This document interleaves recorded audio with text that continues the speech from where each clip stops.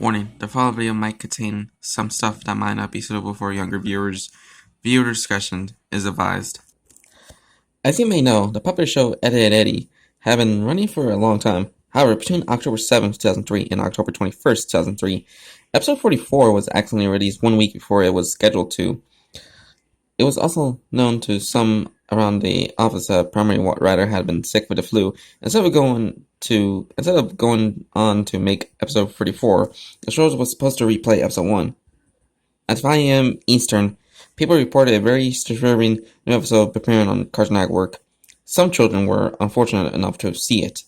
Apparently, the quality of the episode was mediocre when held to the regular standards. Animation was choppy, sound was constructed and very muffled. Reports of a lion running up and down, similar to a rough VHS tape, were received. Scenery was described as overwhelmingly dark and depressing without changing props and other background objects, stormy looking. Characters also behave oddly. Instead of the normal goofy hijinks-inspired personalities, viewers complained they seem extremely agitated, gratuitously hateful toward each other, and constantly about to begin sobbing after the lines. The protagonist also had a very bad lisp. No one knows why, but he spoke of a odd tone, and that further bothered the viewers. I was one of these viewers. The episode began with Eddy walking down the street with Ed. I noticed that Double D was missing. There was an angular shot coming from in front of the two to show them walking toward the viewer.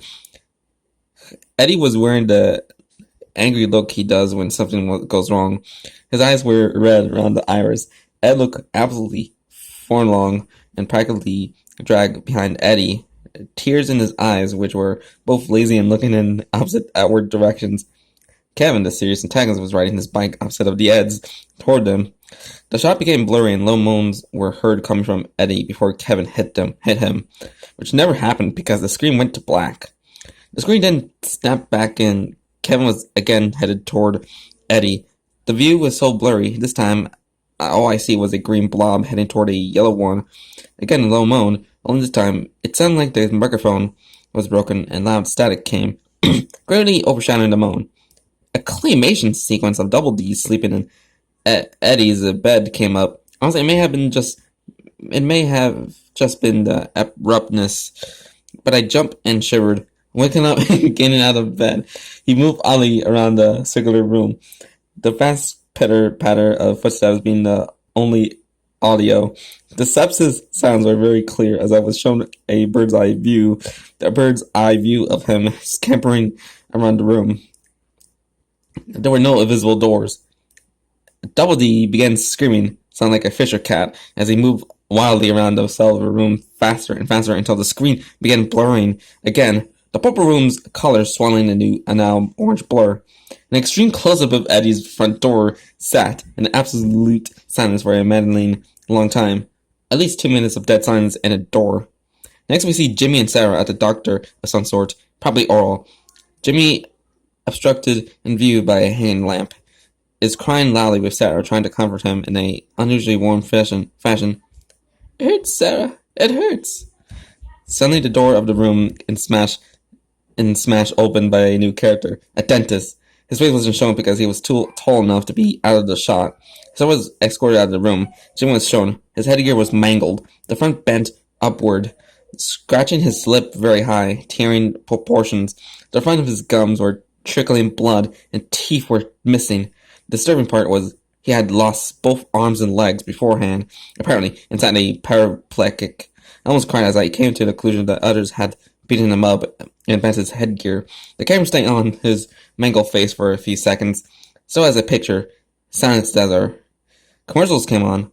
We are instantly assaulted with a very hairy Rolf in his darkened shed fisting the cow repeatedly. The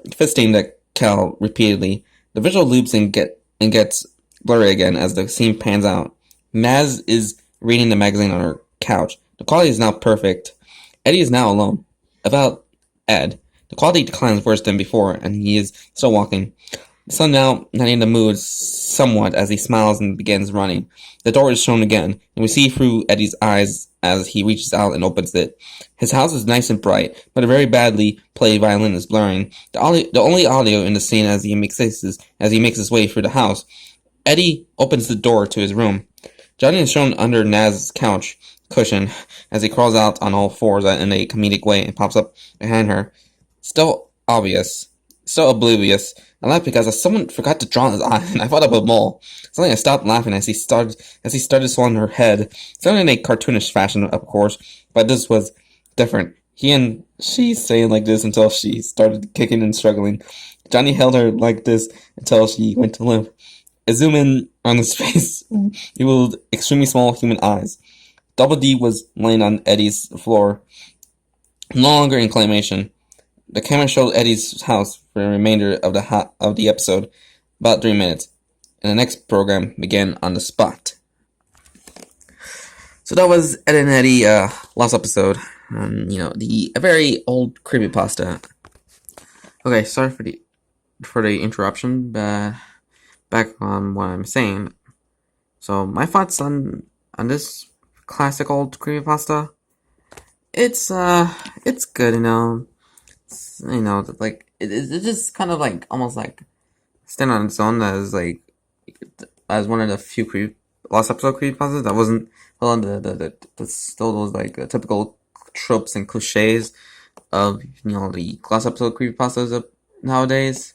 Since here it's kind of had like the more eerie vibe, by the since this episode's like actually been shown and then like considered as lost, and alongside like some horrific stuff, like Double D just like it's screeching like a cat, in that one scene, and the dentist and the horrible fate of Jimmy. Felt bad for the kid that suffered from that fate, and then I think the ending, I don't know how to end, but I think it just ended abruptly, since I don't remember, from the wiki page, the wiki page of this creepypasta, since I think the full thing has that summer abrupt ending, but overall, it's a pretty good classic creepypasta, and also possibly one of the few great lost episode creepypastas, that was like didn't follow that summer cliches, then like the usuals like Squidward's soup. Yeah, I don't want to say the other S word, or else might get in trouble with like YouTube, because they kind of have like have some serious issues on like people saying those type of serious words. So yeah, just gonna call it Squidward's soup. Yeah, just for giggles. So yeah. Anywho, I don't have anything else to say, but pretty good creepypasta, despite the endings kind of like ended abruptly, like there's like no sign of how it ended. So yeah, but anywho, hope you guys enjoyed this video. Like and comment this video and subscribe for more content. So this is Mr. Freddy here, and I hope you have a very good day. So bye.